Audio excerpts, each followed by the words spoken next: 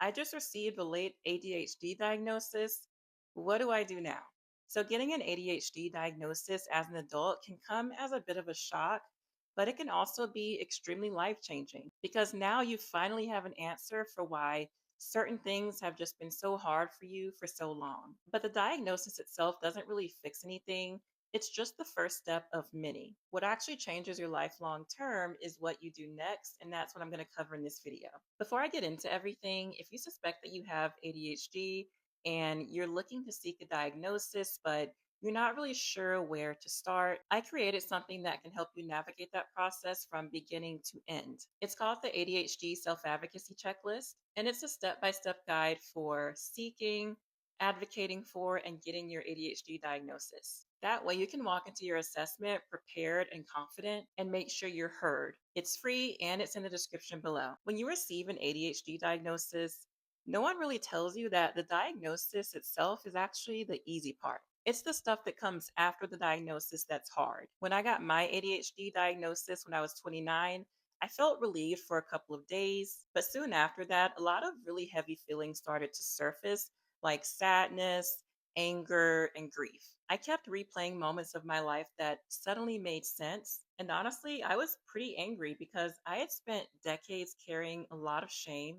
and believing everything that I struggled with was my fault, and that if I had just tried harder, things would get better. Now I was learning that there was a legitimate disorder behind all of that. And all that time, I had no idea. And on top of that, I didn't really have a roadmap of what to do next. I wasn't really prepared for how much information I would have to learn and just how much trial and error it would take to learn how to function in a healthy way. And the process was really slow and messy for me, but I did end up coming out on the other side knowing a lot about what helps me. And that's what I'm sharing with you today. 6 steps to take after late ADHD diagnosis, from the emotional stuff that no one really talks about that often to the practical stuff that can really make your life a lot easier. Whether you're newly diagnosed or you're still waiting on an assessment, this is the roadmap that I wish someone had given me. So let's start with a step that a lot of people might feel inclined to skip, which is letting your diagnosis sink in. This part is a pretty big deal because now you're seeing your life through a completely different lens.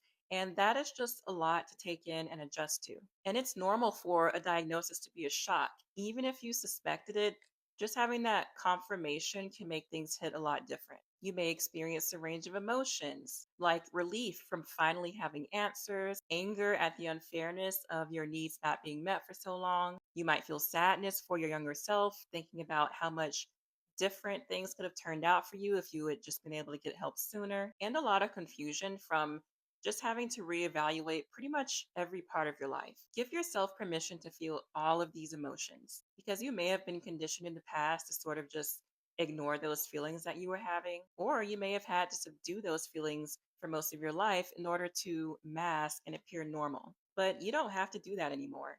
And there's also no deadline on processing your feelings because you really can't resolve a lifetime of big emotions overnight, so don't even try to. And also, you're not obligated to get over it anytime soon, and it may take a few weeks or it could take a few years because everyone heals on their own time. There is no right or wrong way to feel about this, so just let yourself feel all of it. Be patient with yourself and also understand that your feelings are valid even if they're uncomfortable. The next part of this is getting help and building out your treatment plan.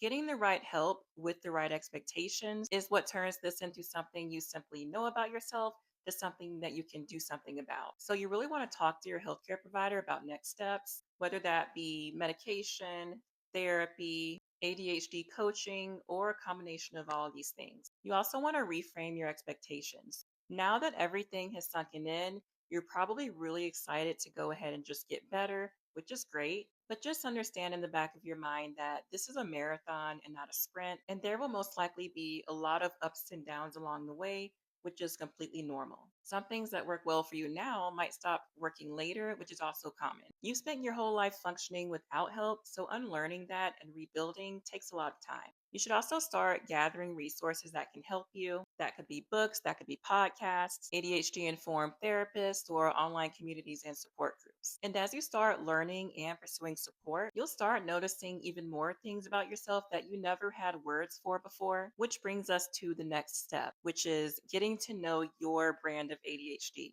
ADHD is really not a one size fits all type of experience, and getting to know the strategies that will help you the most depends a lot on you knowing how ADHD shows up in your daily life. Try to identify which aspects of your ADHD have been affecting you the most. That could be time blindness, rejection sensitivity, task paralysis, emotional dysregulation, impulse control, issues with transitions, chronic disorganization, problems wrapping up projects and finishing things, working memory issues, and more. Also, look back at past patterns and ask yourself where the same struggles kept showing up.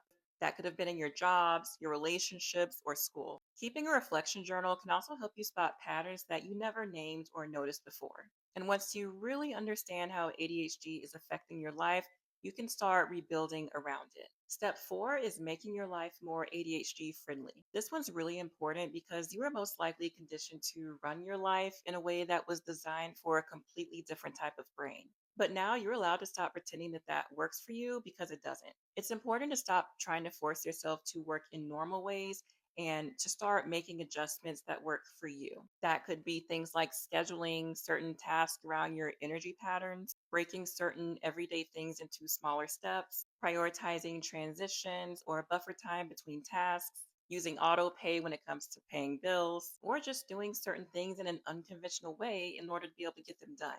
You can also look into getting some sorts of accommodations at work or at school if it feels safe for you to do so. Try experimenting with different habits and systems. That could be body doubling, visual reminders, more external structure. You can also design your physical space to be more friendly to your brain. That can be making sure things that are important or things that you need to do frequently are extremely visible to you rather than hidden away. Keeping duplicates of things that you may easily lose, or even having designated stations in your home for common tasks that you need to do. Not everything you try will stick, and that's part of the journey. But as you do experiment more, you will find things that work better for you than others. And it's a really good idea to keep track of those things, which brings us to our next step. And that step is keeping a record of what works for you. You might be really good at finding solutions and strategies that help you manage life with ADHD, but remembering what those things actually are can be a completely different story. So, recording what those things are in one place gives you something helpful to reference when you need it the most. So, start a running record of things that really help you out. That can include apps that are helpful for you,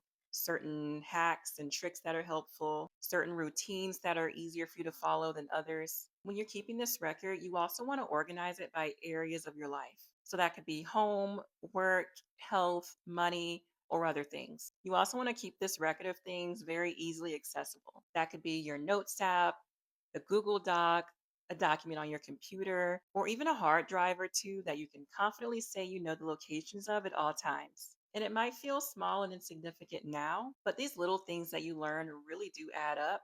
And 6 months to a year from now, you could potentially have a huge manual for yourself that no one else could have written. And the final step to all of this is to forgive yourself.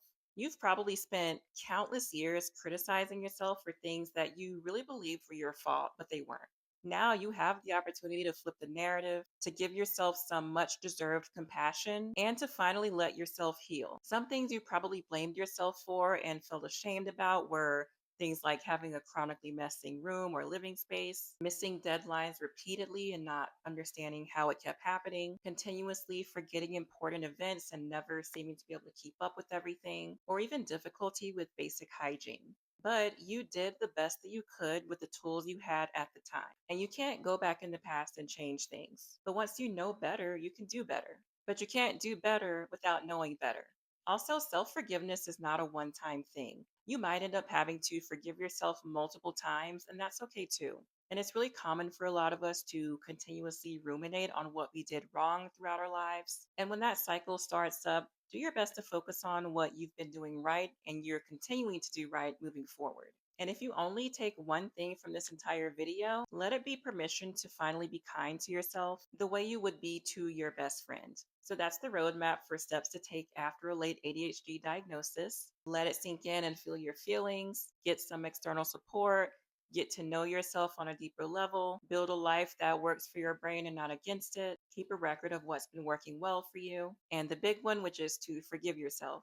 And this process is really not something to rush, and it will take however long it takes. But as long as you're consciously making the choice to take action and move forward with more awareness, that's enough. If you want a complete guide for navigating the ADHD assessment process and advocating for yourself every step of the way, you can grab the free ADHD self advocacy checklist that I mentioned earlier in this video. And the link to grab it is in the description. If this video helped you feel a little less lost, it would mean a lot if you could give it a like so it can get out to more and more people. Also, if you haven't already, go ahead and hit the subscribe button so you don't miss the next video. See you next week.